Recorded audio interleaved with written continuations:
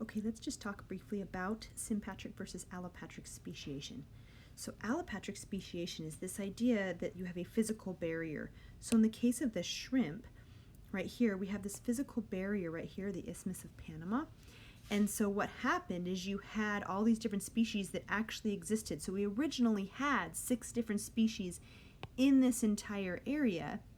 And then when the isthmus closed off, then we get some divergence of the species. But if you look at them from a phylogenetic standpoint, looking at their genetics, we notice that the 6 species, that the Pacific and the Caribbean ones are more related to each other than they are to their other taxa on the tree. And so we had a physical barrier that separated these two. Okay, and that's allopatric.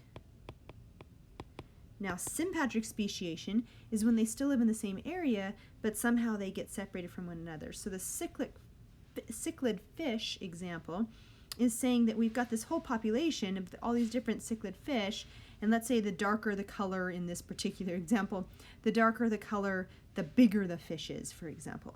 And so right now they're all sort of intermingling, but as we get these really big fish, so these are really big fish, this is my ugly fish, okay, and they're eating all the big larvae at the top of the water. And then we get these really itty bitty tiny ones that are burrowing down into the mud in the bottom and getting food this way. And eventually they get so divergent in size that they no longer mate with each other and become 2 separate species.